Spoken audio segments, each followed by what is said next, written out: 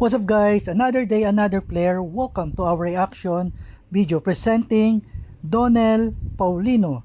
But then before we start, alamin muna natin ang achievement ng ating bida. He started his career at TGI Fridays, Alabang, Philippines and moved to Dubai, UAE and worked there for almost 18 years. Wow! Local competition 1. Top 5, international competition 9, champion 3, and all placer. Donnell was featured in Fly Battle promotional video with top international player bartenders such as Tom Dyer, Tomek, Marek, Uribe, St. John Nicholas, and Del Pech. Wow! International affiliation Masta UAE.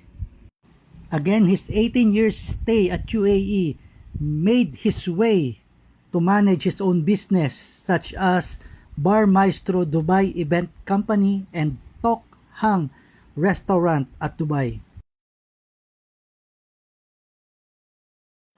He is now currently working at Canada for 5 years, working his way to his PR, permanent residency at Canada. Wow, grabe, ang galing ng ating bida.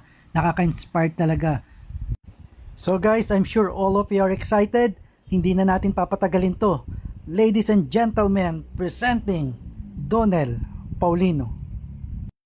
Ito guys, expertise nito, elbow bump. So samahan nyo ako guys, bilangin natin 1, 2, 3, 4, 5, 6, 7, 8, 9, 10, 11, 12, 13, 14, 15, 16, 17, 18, 19, 20, 21, 22, 23, 24, 25, 26, 27, 28, 29, 30, 31, 32, 33, 34, 35, 36, 37. Wow, grabe yon, amazing! So guys, imagine nyo nagbilang lang ako, hiningal na ako. So paano pa kaya si Donnell sa ganyang kahirap na mga ginagawa niya? So dito guys, pinapakita natin na sa mga performances niya, kahit sa mga bar show, sa competition, ito talaga yung naka-highlight, yung kanyang forte, yung kanyang elbow bump. And dito naman, 1 liter square bottle to, Jack Daniels. Kayang-kaya pa rin niyang i-perform yung elbow bump. So right now guys, as I mentioned a while ago, nasa Canada si Donnell. And then yung kanyang business naman sa UAE, tuloy-tuloy pa rin yun.